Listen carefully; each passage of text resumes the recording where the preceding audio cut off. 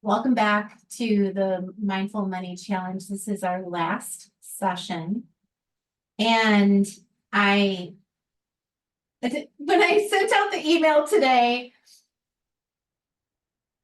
did you read my little jab at the ones who signed up and then just went back to their unmindful ways? Like there's 36 people who signed up for this challenge and pretty much 30 of them who never came back. Aww.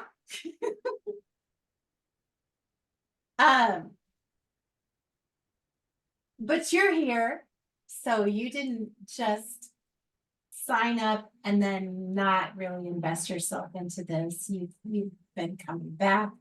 You've been playing with being more mindful about money. I would love to hear a little bit about how this has, how have you played with the invitation to be more mindful about money?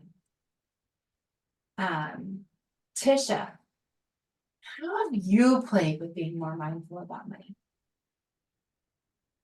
Being aware of what I'm spending. I've shared that I'm pursuing filing bankruptcy, and when you're going that route, you have no choice but to be very aware of, spending habits, things like that. It's been so eye-opening, but it's been such a freaking mental roller coaster. And then I still have not obtained a lawyer. So now I'm leaving for 3 weeks. So it means, I'm still getting the calls from the bill collectors. And it's so weighing on me that, it's going 3 more weeks without the process being started.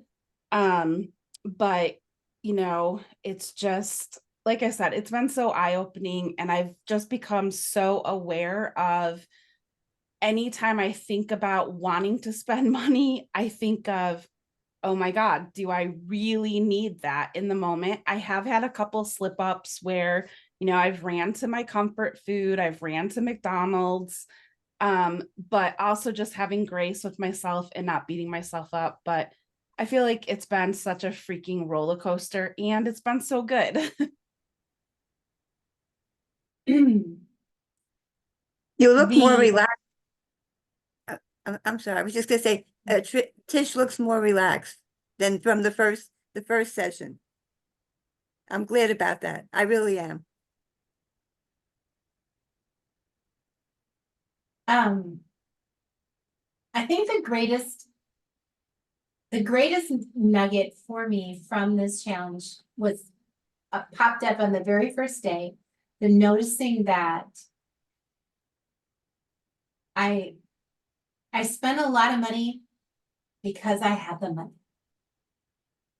And I wrote that down, that, well, I have the money. I just wrote it down and I've had it staring at me on my desk. I can't tell you the number of times that that thought has popped up. Well, I have the money. Ooh, but that's not the good enough reason, has been the immediate follow-up. It feels like it's something I've been so mindful of.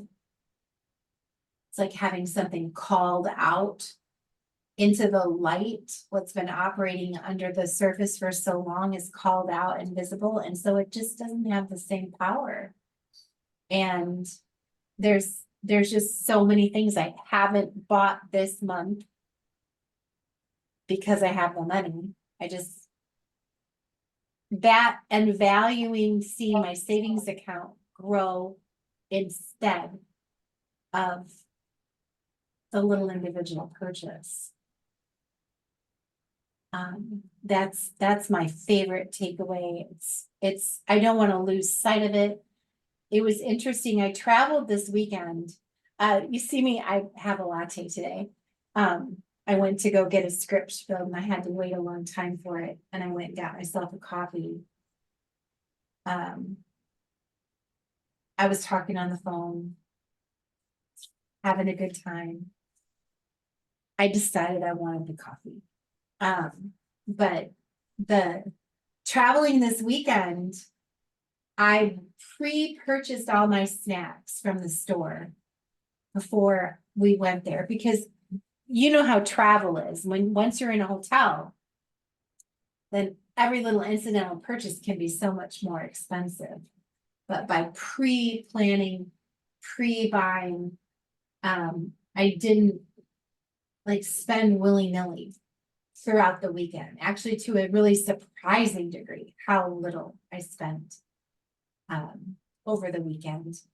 And probably the most mindful decision that I made about this particular travel weekend was I chose a hotel that was like $40 a night cheaper than what I usually choose. That was a mindful choice of, I'm a little bit of a hotel princess in that I want to be in the nicer hotel with a nicer breakfast, with the big pillow top beds and all the fluffiness. And this trip, I decided, well, what if I spent $100 less overall on my weekend by choosing a less expensive hotel? I did make that choice. I feel good about that choice. My hips fucking hate it because the bed was too firm. I don't know if I would make the same mindful choice. I think I value my sleep a little more than that $100. But I like that I said no to myself about something. I probably won't say no to myself about it again. Unknown call. But I tried. I gave it a try. So. Overall, mindfully, I have tracked spending approximately $700 less this month than like all the things I said no to, from the hotel to the eating out, to the web camera that I wanted, to the lattes, to the McDonald's for my grandchildren, like various all the little no's. That's, having the money is not a good enough reason. About $700 less.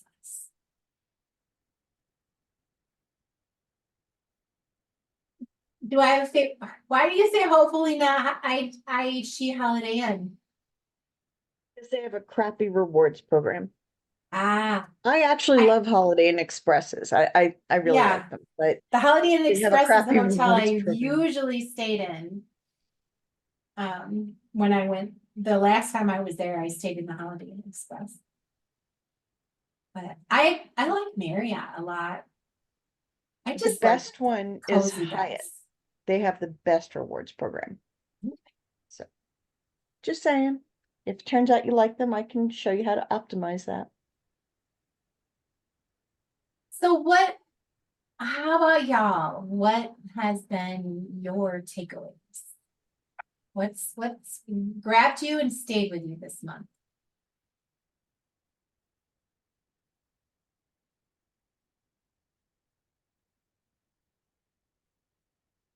Well, I had a little incident the other day. The last time we were talking, I talked about my domains. Well, Saturday I was on the phone with them to renew some of them, and I kept asking about bulk domain pricing because they say they have it, but then I never get it. Anyway, after a while, the guy, he said he went to talk to somebody and he came back. I'll make this quick. That something about 20% off. So then I went down the list, and in the end, I spent $300, but I saved $63. So, the ones I chose, I really wanted. I really did. And then one last thing, I realized I didn't have rospirations.org and rospirations.net. And I don't usually buy the three. I only buy it when it's very important to me. So then I went shopping online and I found them at Namecheap for a discount, at least for the first year. So I got the .net and the .org for under a couple of cents under $20. So I feel good about the purchase. It was a lot of money, altogether. But Mhm. I feel good about it, and I was very mindful about it. Good for you in pursuing asking for the preferred pricing. Yeah, I told him I was just gonna, I have about 70 domains there. And I've never gotten it. Only one time did I get the discount, and that was when I asked and I insisted. The last time when I called back November, December, the guy said, oh, we don't have such a thing. I don't know how they gave you that. And then when I went back Saturday, because I had some that actually expired, I insisted. I said, well, I have to pay for these because they're expired. I said, but I will be moving my domains. And then he went to look to somebody, talk to somebody, and came back with a 20%. I think he could have done better, but 20% is 20%. You know, in the Yeah. moment. Good job. Thank you.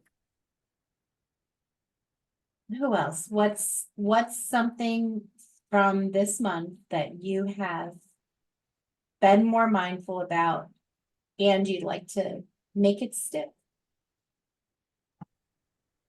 So for me, one of the things I was more intentional about not just tracking my spending, but getting rid of stuff that I don't need to spend.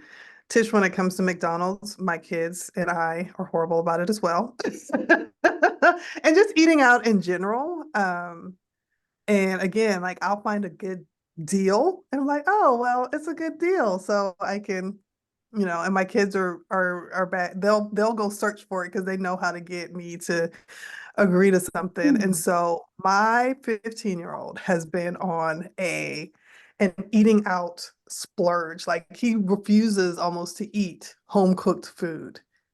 And I was like, no, we're not going out to eat. And so he was like, well, Mom, don't you feel like ice cream? No, you're not going to tease me with sweet treats because you know. So what I did is I came up with an eating out budget for him and I gave the money to him. I put it on his Cash App. And so now anytime he wants to go out to eat, he has to pay for it because I already my dad's in an emotional mood, so he's been texting me all morning. He has to do it. And I said, when the money's done, the money's done. Like, that's it. This is your budget for the month. And so apparently when we don't cook, he will go on DoorDash and order from Taco Bell because it's super, super cheap late at night and sneak DoorDash Taco Bell in the house at like 1 o'clock in the morning. Wow. But now he's completely out of funds for the month on February 6th. So guess what? He'll be eating Oh my home gosh. meals for the rest of the month. This is such a great idea that you put the money in his control. But now you get a whole nother experience of saying no. Yeah. Because you don't Like I actually gave have it to to say you. no. You just have to say, do you have the money? Yeah. That's Then it. he says no. I'm like, oh, okay. Yeah. So he's in control of it. And he will think twice next month when he gets that deposit and may spread out those late night trips. Michelle, I love that you did this because what a lesson for him. Like you said, it's February 6th. He has the whole rest of the month to go and he's already, blew through that budget. So in my head, I'm like, oh my God, I couldn't imagine being, like a youngster and have already blown my budget. Like I would be begging my parents, to give me more money. So I love that, what a lesson you're teaching. And he's gonna come because he's gonna think that he can sweet. No, I got a whole retreat that I'm planning, boo. I don't have no extra money right now. You seem to get the lesson so good because that's something like that I did with my son. My mother used to do that to us, and I did it with my son. And he had spending money. And one time when he first got his spending money, the first time, we said, we're going to go. We knew we were going upstate. We were living in Brooklyn at the time. We knew we were going upstate. And we were going to get to go to Walmart, which was a big deal at the time because there's not in Brooklyn. You can buy everything cheap.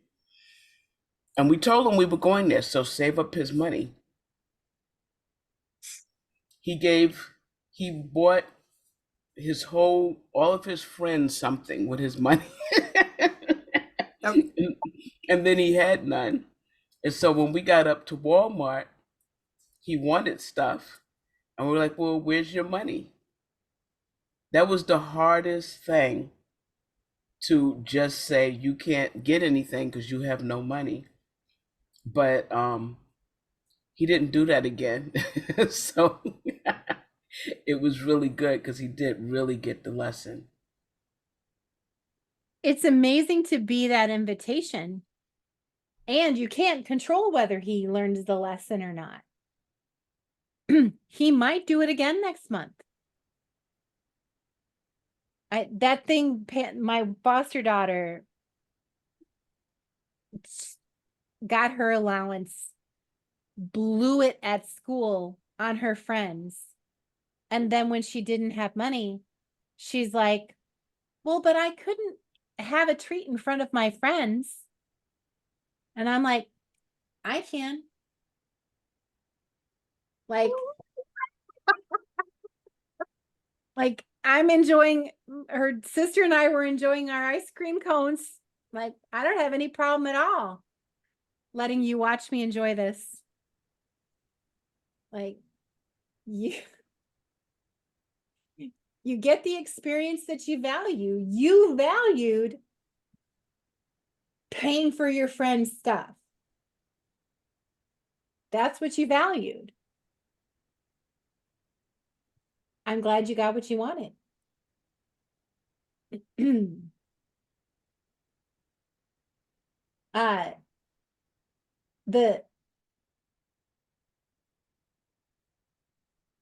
The thing is, teenagers are master manipulators.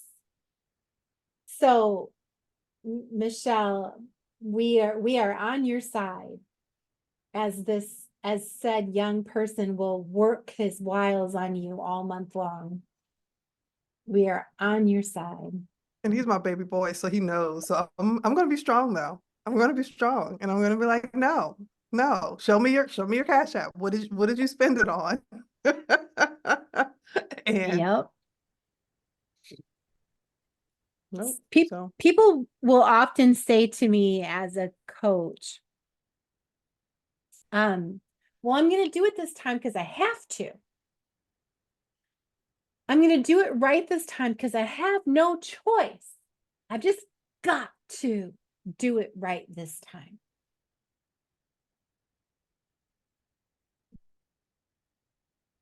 Have to, because I have to, because I have no choice, is not actually a good teacher of anything. It is actually really good wood for the fire of of creativity and manipulation.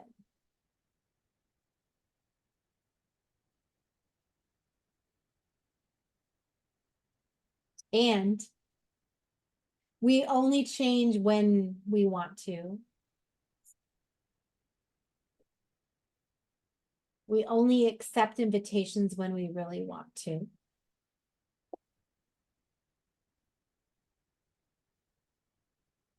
Fran, how about you? What's your takeaway? What's something you're more mindful of now that you believe will stick with you? I'm mindful of the fact that even little $7 and $9 add up to a lot by the time the month ends.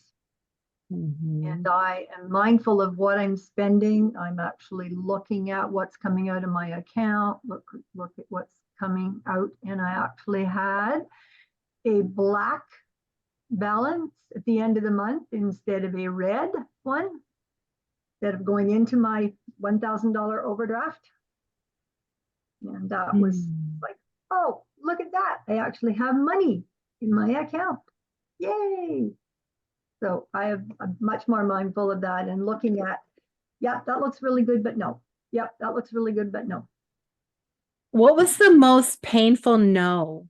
What was the offer that came around in January that you said no to, that you really wanted it bad? There were some things that were interesting, nothing that I felt like, oh, I really, really, really, really, really, really want or need that. Nothing. I mean, there was things that, yes, that would be good and I could use that, but nothing that just made me cry that I couldn't have it.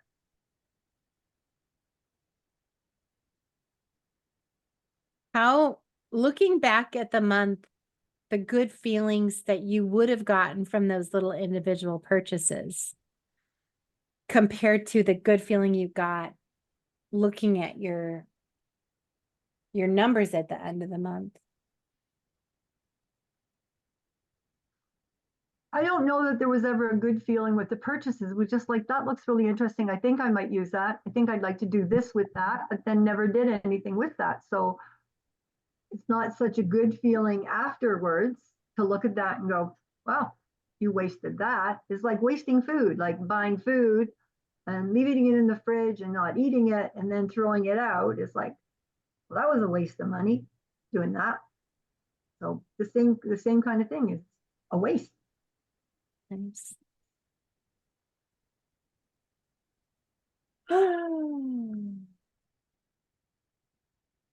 Lori Winslow.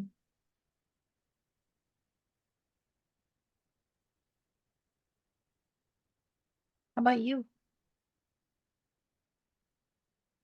I found that I enjoyed the being more mindful of my spending. I track my spending, but I was more mindful of making the choices before I spent the money instead of just tracking what I had spent through the month.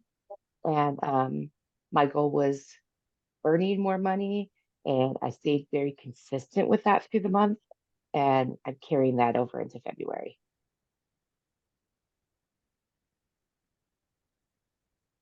And I opened a savings account. Nice.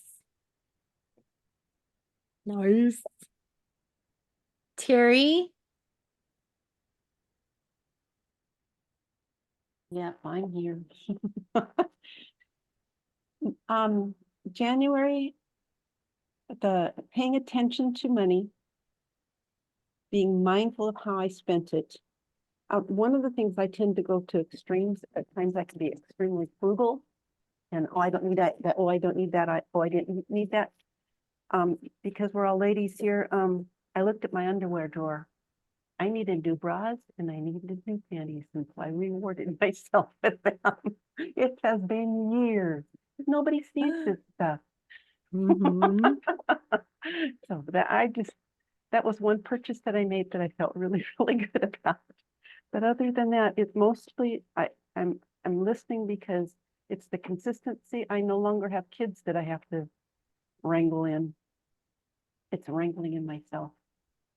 And yeah. Oh, and Kelly, I wanted to mention early on, I talked about my cats and the vet bills. Yeah. I had Yeah. a talk with my grandson and I said, listen, I'm adopting them as our cats now. Should you ever Yeah. want them back, we can talk. But they're mine. I'll take full responsibility for them financially. And it was so good to say that. So thank you for that idea. Congratulations.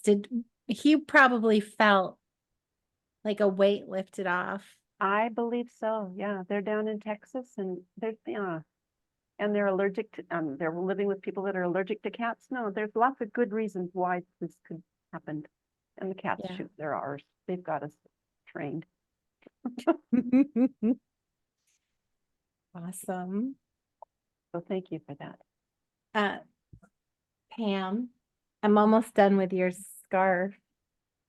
Oh, that's beautiful. I only have this much more to to weave in for you. What has stuck out to you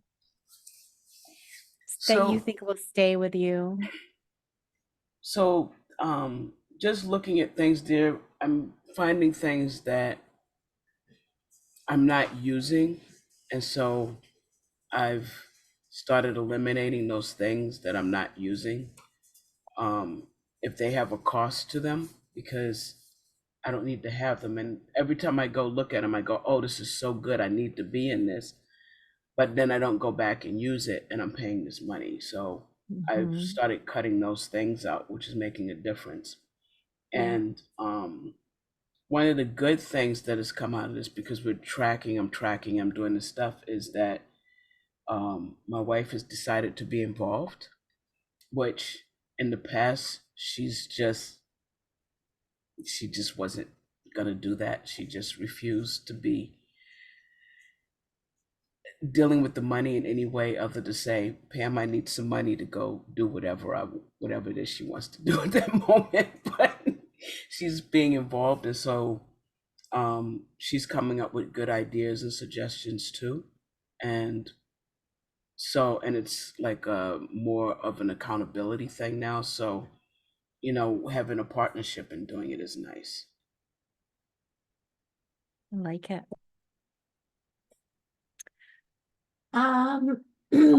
Katie. Home from your travels. Which were extremely productive in a very money way, because I was on a cruise with 65 who would be there. A lot of them, most of them had never been on a cruise. And a lot of them, they want to travel, but they've never really traveled on their own. As they have issues with having partners and other people in their lives who don't share that interest or the finances to be able to do it. So it was very eye-opening for them in a few ways too. So it was great. Now it kind of compounds onto something that actually a phrase that I'm not unfamiliar with, but I never thought of the phase where I was with my money as wealth preservation, which Kelly pointed out. Because I'm like, oh, but I don't have all that I need. And it's like, that doesn't mean I'm not in that phase. And something that was spoken at the cruise is, what does financial independence mean to you? Or mean? And most people had very similar answers. And I realized that for me, it kind of means being able to afford to live according to your values.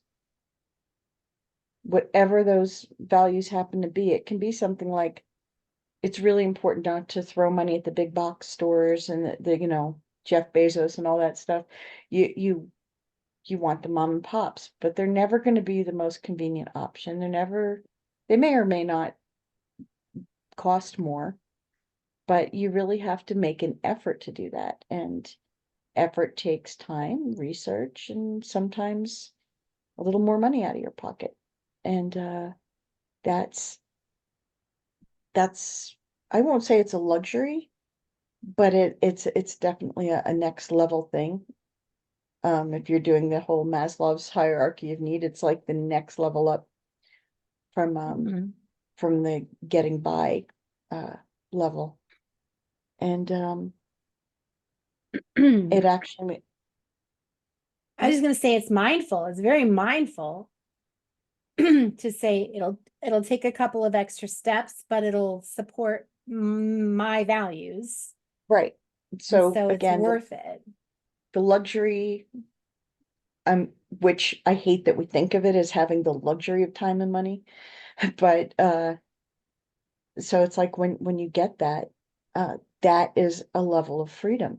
And then I started thinking about, well, what is it that I value that I'm not, that isn't uh it's not aligned.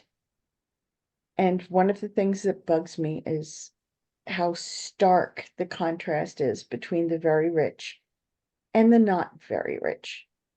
And I don't even necessarily mean the struggling, working poor. I don't even mean that. I mean us. People who don't have $100 million in the bank or even $5 million in the bank. And to say, oh, only $5 million is kind of gross anyway. But when you invest in the stock market, I feel like you're supporting a really bad habit, which is pay the people that are actually doing the work that we see from these companies as little as possible and keep them on the struggle bus. Because what you're doing is you want to have the high earnings reports and stock value and all that stuff, which I benefit from.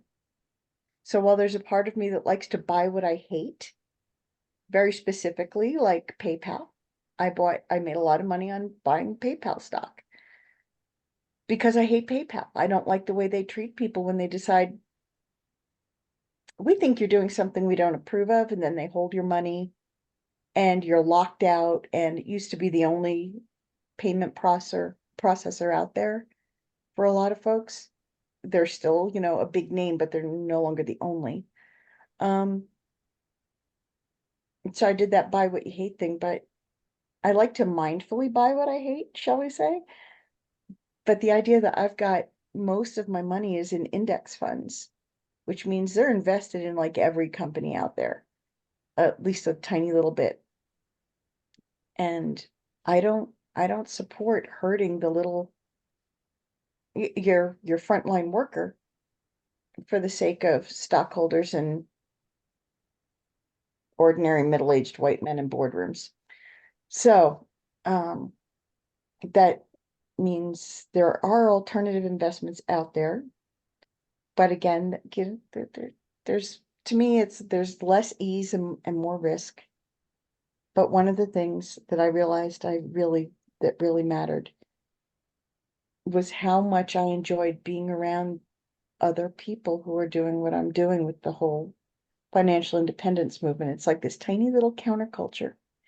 And it's very quiet. I mean, there are a couple of big names, but even the big names, they're not trying to be an influencer. So they're not super out there with it. They might have a blog, they might have a podcast, but they're not in your face. It's usually a little nerdy, and that's fine. That's me. So, being around all these people who are in the same place felt so good, especially because there's a way of looking at problems in general and how to solve them. It's like, I think I mentioned in an earlier session about if a problem can be solved by money, it's not really a problem. Well, if the problem is credit card debt, yeah. But if you do solve it with money, then you're not actually solving the problem. You're just putting a Band-Aid on it. I mean, if you pay someone else's. I should be clear about that. Because I've been there. I've tried to help family, and it didn't work. And I'm losing the thread of what's the takeaway from the challenge for you? okay. I know I get distracted. Very, very tangential. So there's somebody who it's his passion project for his financial retirement. And something that he's recognized in all of us is that need for community. Mhm. To the point where he is basically designing a 99 house community. Now, it's an existing community in Georgia with very inexpensive housing that needs rehab and stuff. But I think I want to buy a house in this community to eventually live in, or live in part-time until I decide to live there full-time. And renting it out is not a problem, but it will be my first foray into real estate that is not my primary residence. And it looks like a really great way to get my feet wet with that in case I want to do more that's outside of the community. But this is one that will benefit me at some point in the future. Also with the idea that whenever a tenant leaves, I could go live there while I'm trying to find someone to replace, so I can start getting a feel of how it works. It's not a commune. It's not even a co-op. So, because we kind of joked about that. I'm like, Don't be serving Kool-Aid." Sweet tea, it's Georgia, right? So I'm going down there to check out the community, the houses that are gonna need love. And that feels really right to me about what to do with. Feels so weird to say my wealth, but yeah. So I've decided to go a different path with where I put my money. That is way more aligned with how I feel about how corporations treat people. Nice. It is a big move for me because the idea of real estate has always been very intimidating. I had no desire to be a landlady, but this situation is something I can deal with. And I'll have a lot of help. All right. I had a thing that I came away with, and now I don't really know what to do about. I realized that where I have my retirement, my money actually in the bank, what the payouts that I've gotten is not getting any interest. It's sitting there. It's in my checking account and it's getting less than 1% interest. So I called them and I said, if I move it into the savings account, he says, well, you won't be getting much more. And then he was telling me something about, and this is in a credit union. And then he was telling me something about, well, if you have $15,000, you would get 3% in the checking account. But and then he very quietly said, the rest of it would go back to the less than 1%. So I said to him, is that what you said? And he said, yes. I said, well, I guess I have to look for someplace else to move my money. So I don't know where to move it. I've never done that before because it's been in the credit union for years and it's always been higher than every place else. But this credit union, it seems to be less than everybody else. So I got that. I just don't know what to do about it. Katie's the one that is always thinking about where to put her money. I have been disappointed in credit unions. I think they're better for borrowing money than they are from storing money, which is for storing money. Because I've looked at it too, because I've wanted to get away from the big banks and I need one local account because, depositing a check for the house that I own with my mom, stuff like that. Are you comfortable with electronic banks, basically banks that you don't go to? Well, I haven't been to a physical bank in a while. And Okay. the credit union was never, we used to have it in a different credit union. So it's going back years and years. And then that credit union, after decades, sold to this new one. So I don't know if it's the new one, if all credit unions are like this, or this new one is being very cheap about the interest, or it's the times. But I looked under things, just regular banks, just for the heck of it. And they were giving more interest than the credit union. So I don't know. It doesn't have to be a credit union. I just want to be comfortable. There are a few big names I'll throw out there that are known for not giving you a teaser rate that disappears in a month or two. Ally, ALLY is really popular. I think Kelly or someone has accounts there. Get a referral link from her and you both get like, I don't know, $25 or something. You want Wealthfront also. I have a referral link for them. Basically, you want to get more than 4%, preferably over 4.5%. And I'm trying to remember, I don't think I quite get, do I get 4.65 or 4.35? From Capital One 360, they have a performance savings account. I find their user face very easy. I don't know how long you're storing your money before you use it. Like if you get like a once a year sum that you then use, you budget yourself, or if it comes to you once a month.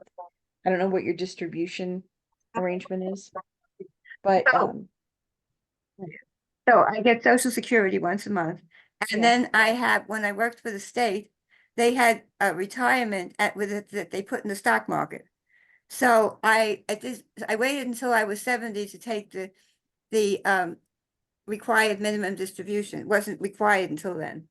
So it comes, it's not very much, believe me, most people couldn't live on it. It comes in December. I arranged it that way, that it's once a year. And it's very little, but the point is, if you're not spending it, it's growing. And I'm not really, it's just sitting there for now. Well, I mean, I asked because there's some really good short-term CD rates out there. I don't want to do CDs at this point in my Okay. life. I've always done them. But at this point in my life, at 80, I don't want to do that. I had no idea you were 80, Roz. No, Wow. just, Can I turned, okay. I turned 80 just- on January 17th. I'm sorry. Happy I- belated birthday. I wanna, Roz, maybe you can follow up with Katie at some point. Okay, Katie's so nerdy good about these decisions. okay. And we've only got 15 minutes left. That's fine. I'm sorry I went over. No, you're fine. I wanted to, there was a podcast I was listening to this weekend. I recommended it to Tisha, but the School of Greatness, does anybody listen to Lewis Howe's podcast? I have his books. Lewis is great. I don't Yeah. listen as much as I should. The School of Greatness is just it's a nice podcast. He interviews a lot of inspiring people. He published an episode with Joe Dispenza, which Joe Dispenza can be a lot. Just so you know, he can be a lot. But the episode that I listened to, let me find the title for you.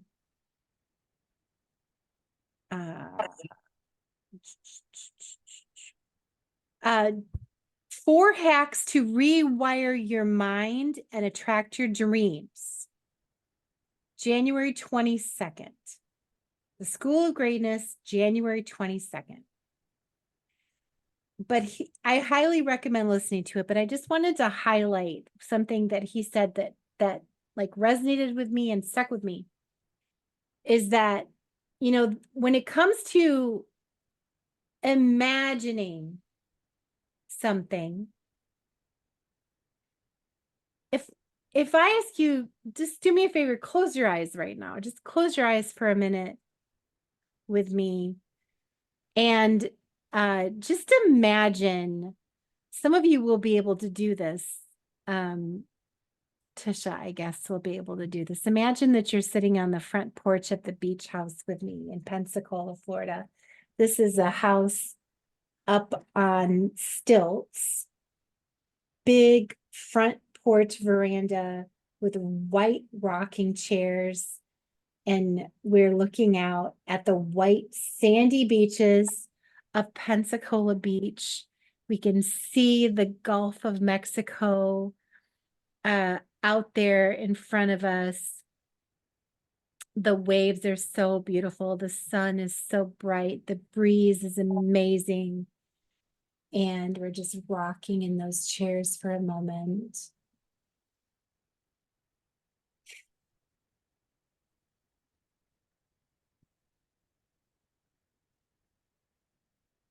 That sensation of being at the beach for that tiny 30 seconds that you closed your eyes and imagined it. You know, your body felt like it was there. Like some part of you felt like, I'm there. I see the white sand. I feel the rocking chair. I see the water. I'm there. If I continue to paint that visualization with you for 5 whole minutes, if I continue to describe everything you see and hear and smell, your body would experience it. You would experience it to some degree. Now, Tisha's been there. She's rocked in one of those white rocking chairs at that beach. So she probably got there a little easier than those of you who've never been there. But what we put our focus on, what we give our imagination over to, we experience it to the degree that we give our attention to it. If you didn't play along, you didn't experience much. If you played along, you experienced a little something, something of the beach. If I ask you to think about your biggest financial worry right now, so the look on Tish's face, boom! In an instant, Tish's body went, taxes, debt, bankruptcy, lawyer, like in a heartbeat, boom, you put yourself right back in that space. Any one of you, if you have a financial difficulty, if I say, think about your worst financial difficulty, your biggest financial fear, is it hard work to get there? Why isn't it hard work to get there?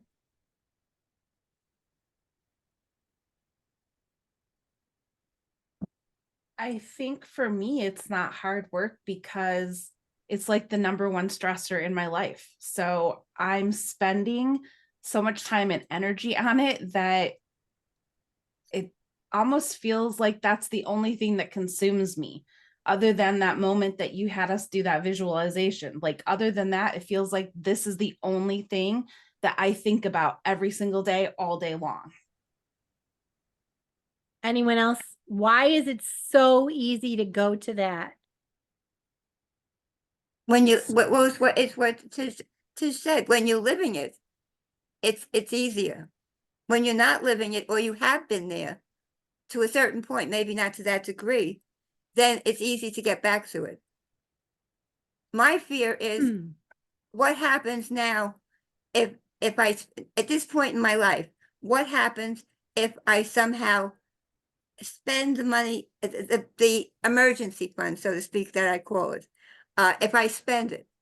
I mean, I'm comfortable now, but what happens if I spend it? I know what it feels like, and I'm not as young as I was before. So I do look in advance how not to have that happen. And if it did happen, what I would do now that I've lived through it, you know, from before. It wasn't dramatic where I had to go bankrupt, but where I spent, I was living on my savings. That was years ago, but I mean, so I can get back to there. Maybe not as, I could get back to it, because it is on my mind, in like the part of my mind. It's not something I live every day. The thoughts and feelings, thoughts and sensations, experiences, thoughts and sensations, memories, feelings in our body. Things wire together through experience. And the feeling of fear and overwhelm around money is very familiar to you, Tisha. Very, very familiar to you. So familiar, you might say, it's all I know.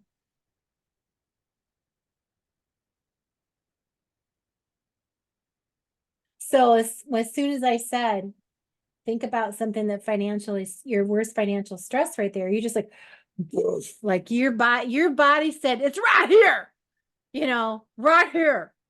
You felt it, you had a visceral physical reaction.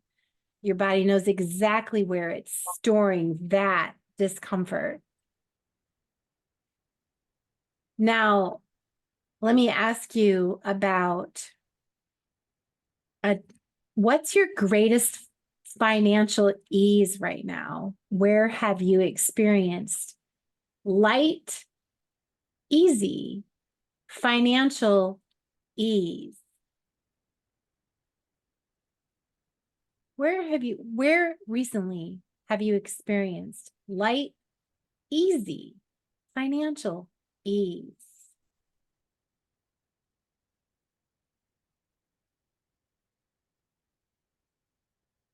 One little thing, one little buying decision, one little activity, one little slice of income, one little thing that felt light and easy.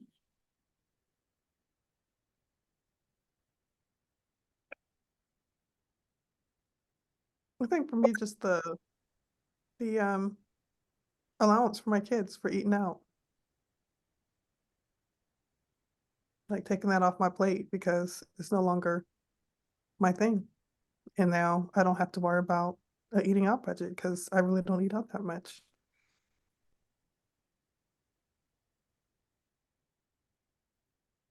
Anyone else? Some light, easy Yeah, area of finances. I had a light easy. I've been working on letting more abundance into my life and making everything more abundant and just relaxing into that and kind of putting that be where my focus is. And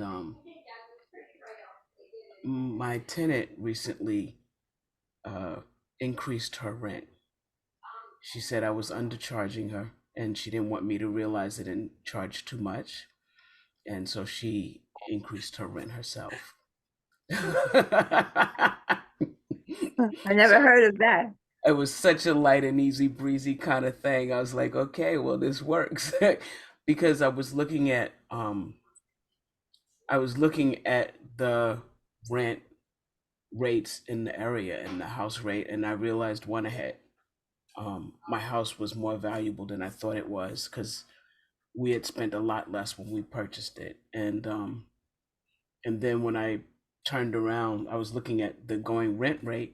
I was like, oh, I'm paying my tenant too much. I mean, I'm letting my tenant pay too less.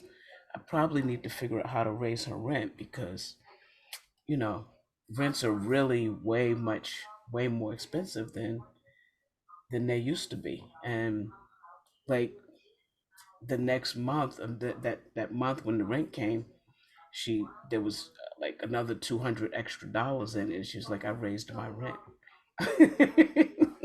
So I was like, okay, that works. That's a great example. And you said, okay, that works. Like that was easy. That was easy. That feeling, that if you could just put yourself in that moment, where did you feel that? Where's that? Well, that's easy. Where was that? Is there a sensation anywhere in your body related to that? Probably in my chest and shoulders because I hold a lot of tension there. Uh-huh. And it was like, oh, this is gonna make this month so much easier. You know, it's a nice, easy breezy thing. That's so perfect. So when I said, think of your worst situation, Tisha went, ugh, like exhausted. When Pam got a little bit of good news, she was just like, whew, like Tisha went tense, Pam went relaxed.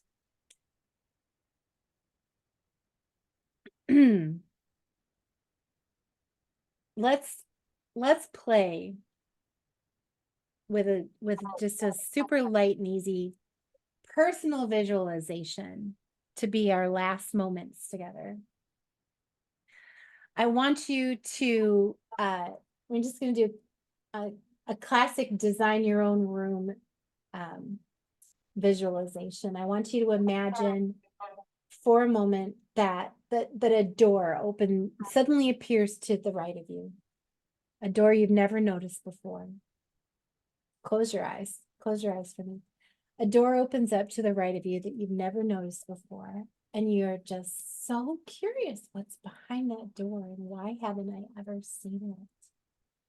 You stand up, you go over, you put your hand on the knob, you turn it, you pull the door open, and there's a short flight of stairs just 7 steps.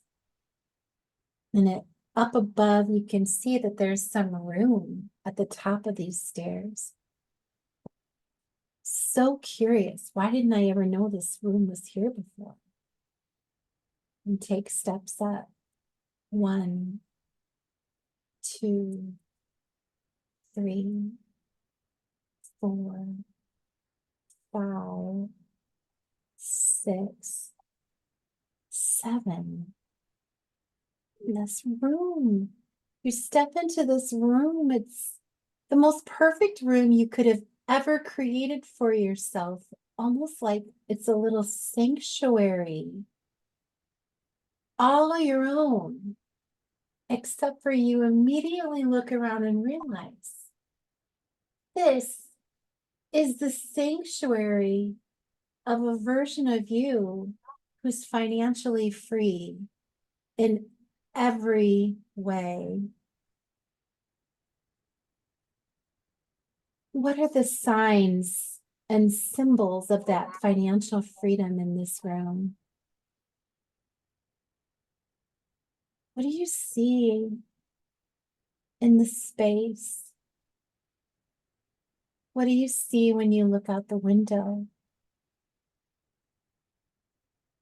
What do you see on the walls, on the shelves? What do you smell here? Now, how do you feel here? What amazing, relaxing energy is there in this space? It's just like it's changing your chemistry. And you're breathing easier. And you're standing taller. And there's a table next to a super comfy, cozy chair. You see there's something on it. Is that a checkbook? An old-fashioned checkbook?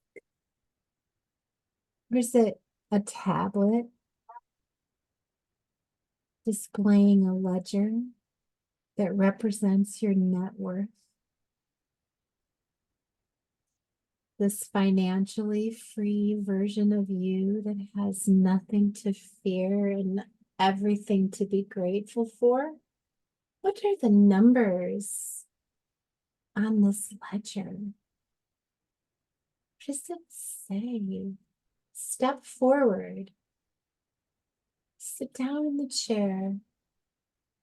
Pick it up. This beautifully financially free, secure, easygoing version of you has how much money in the bank?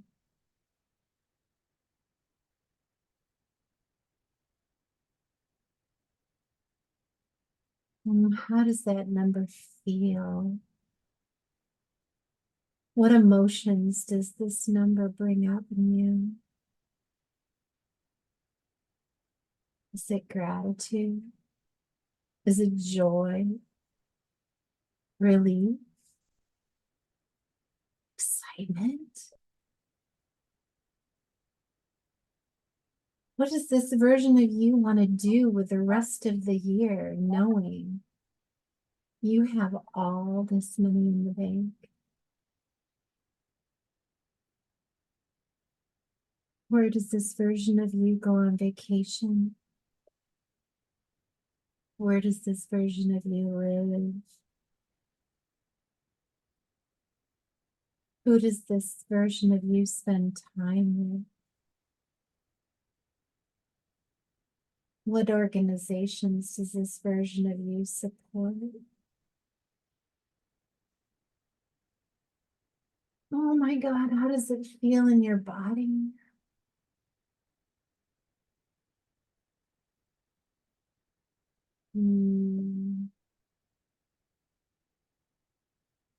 Now, I want you to take one more minute to think whatever thoughts you want to think in this space.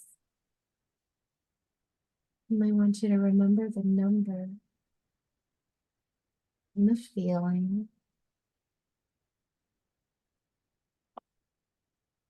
The peace and the ease.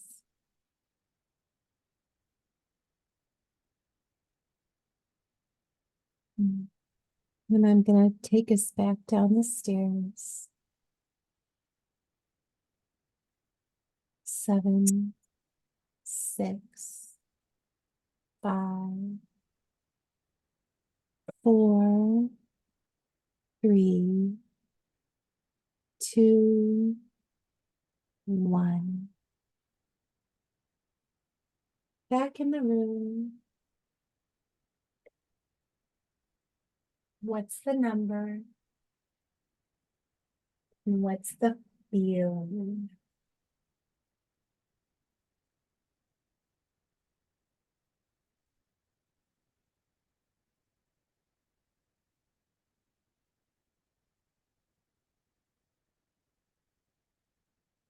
What's the number? And what's the feeling?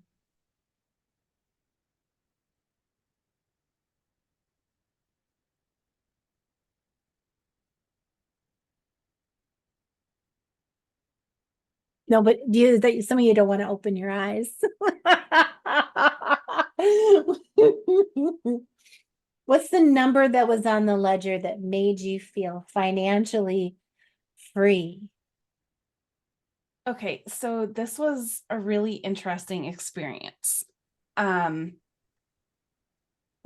the number that immediately came to mind and like the emotions like around that was peaceful and, excitement and just the nothing to worry about because I've got that amount of money. And then immediately I went, like my brain just started fighting with me. There's no fucking way that that's ever going to happen. Why would you even think that that is possible? So it's like on one hand, I'm enjoying this visualization. And then the other hand, I'm telling myself never going to happen. So you might as well stop thinking about it. Well, what's the number? 100,000. Okay.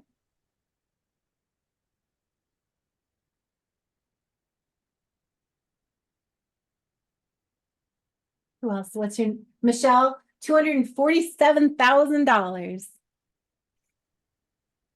I Where love that it. number came from. What's your number?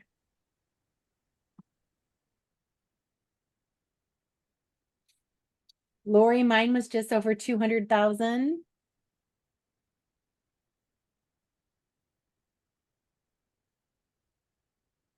How did it feel, Michelle? What did you feel standing there looking at that number? Peaceful. Katie, 1.5 mil.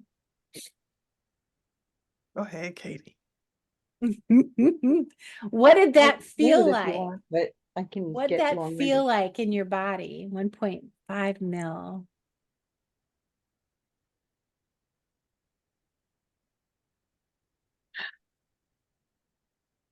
Like I could sit in that chair with my cup of tea all day and pet my dog. And pet your dog. She wouldn't let me not pet her anyway.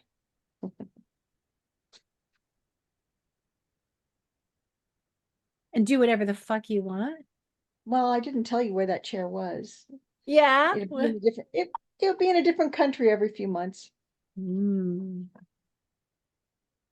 Yeah, did anybody invest? Did your brain do anything with the room? Like what were you seeing out the window? The thing for me when I first walked into the room was it smelled like lavender and vanilla with a hint of cinnamon. And it was so peaceful, right? Just in that moment that it was that peaceful. And there was a baby grand piano in the corner and that I could play, and there were books on the walls, like just big long bookshelves with books and books and books, which was all really, really peaceful.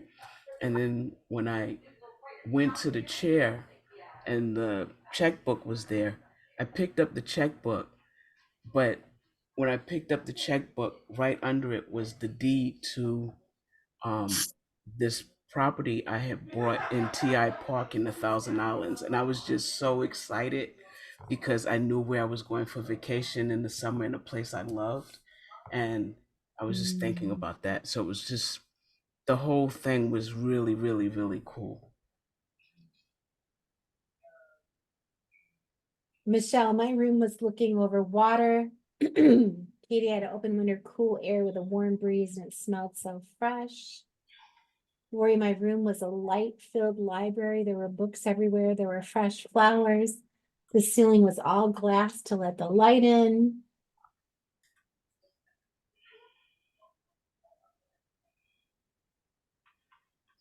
Anything else anybody wants to share? I will say that I'm not that visual, so I got lost there. My feel, and I didn't even come up with a number, but my feeling was that I just wouldn't have to worry about finances and what ifs. That just the feeling of peace, because my theory is, I mean, for me, it doesn't. I mean, unless you don't have the money to, to pay your bills and to live, if you can't, it's happiness is more important to me. But then I'm not there. If I was there, it wouldn't be that way. And I know that. So I'm not trivializing anything or anybody's situation. It's all emotional for me. Yeah. I do visualizations, I do a lot, and some people are not incredibly visual. They struggle with visualization, so don't feel bad if you have You're a hard very good at time. this. You're very good at this, because I was able to, like when you were saying sitting in the chair at the beach, and I usually can't. I mean, maybe I wasn't there as much as everybody else, but I was able to get part of the way there. So thank you. It's interesting. I've learned something recently about hypnotherapy. Some training I've been doing is that people who don't think of themselves as visual, you can usually get them to visualize if you don't start out by saying, visualize this. If you just talk about, I am sitting in a chair at the beach, rocking, and I am seeing, then it's almost like their brain joins you and they start to experience it. But if you say, visualize this or imagine you are, their brain just goes, nah. But okay, so why did I do this? And why does the Joe Dispenza podcast make me think about this? He makes a point that our brains and bodies' ability to experience something is pretty fucking amazing.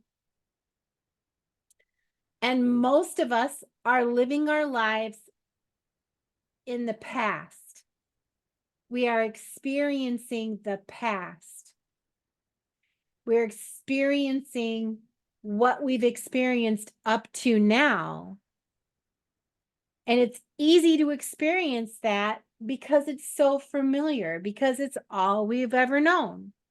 It's easy. We say it's easy to experience debt, lack, frustration because we are in debt, in lack, and in frustration. But in truth, right this second, right at this nanosecond of any moment, you're not any of that. You're just you in a Zoom room with me. You won't think about it if I distract you from it long enough. You won't think about it. In that room, in that space that your brain designed for you, smelled things, saw things, felt things.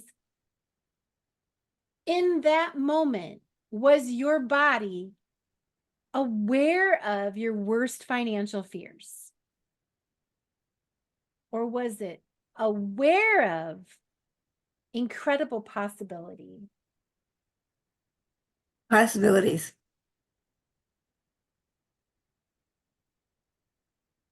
what if you were to intentionally, mindfully spend time in that room every day?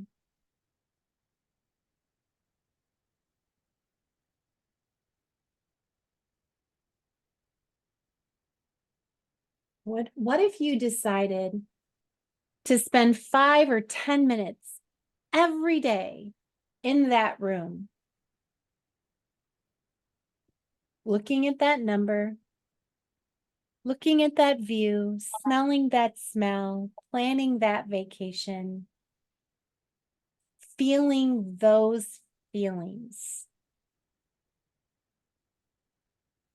Would it not become such a familiar sensation that you can go there as easily as you can go to your worst place?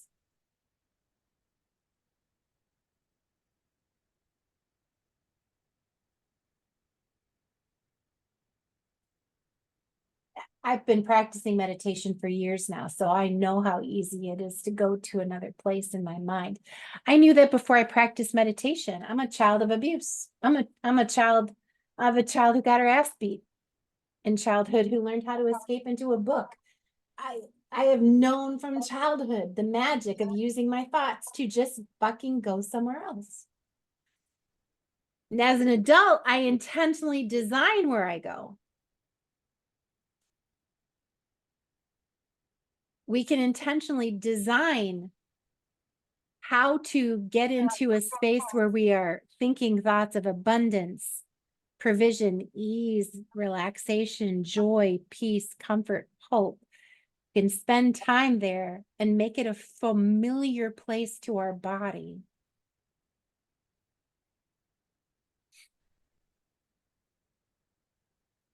Joe, just please go listen to the podcast if you can. But Joe Dispenza points out that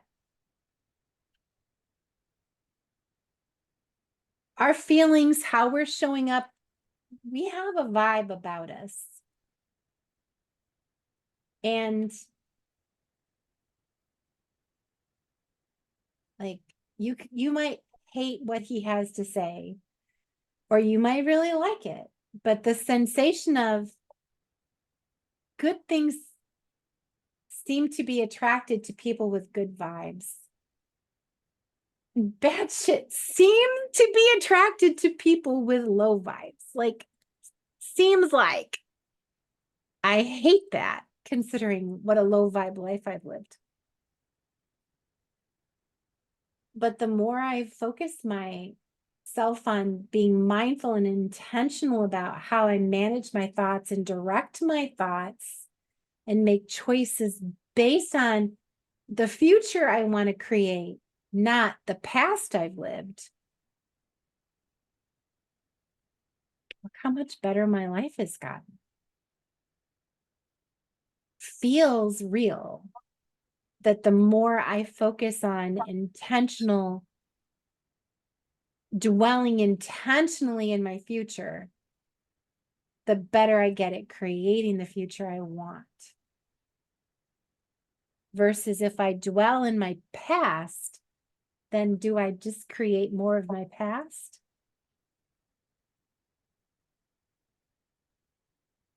So I hope you spend more time in this room. These days, I'm drawn more to self-help and emotional well-being. So I can actually feel, I can listen to somebody speak. And if we're on the same, it's almost like they're speaking to me, I could actually feel the shift in my body. So I Hi, guess that's Carrie. what you're saying. Yeah. Well, our bodies have so much to tell us about how we're feeling. And it's woo-woo. It's so woo-woo. Joe Dispenza is so woo-woo. But my God, I'll take it. Give me the woo-woo. Give it to me. Because I want that room. I want to live in that room. I want that room to be my home. So why not spend more time there? Why not notice how I feel there? Why not intentionally dwell in that space versus intentionally dwelling in all of the fear and stress that my past offers me? And the past could be yesterday. Could have been just yesterday that bills were stressing you the fuck out. Do you want to dwell there or do you want to go to this room?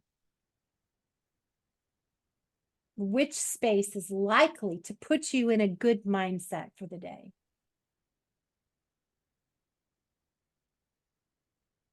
Thank you for spending time with us.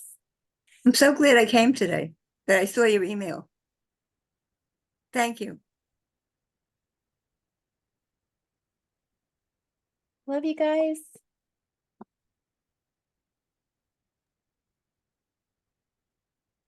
Bye, everybody. Bye. Thank you all. Bye, everybody.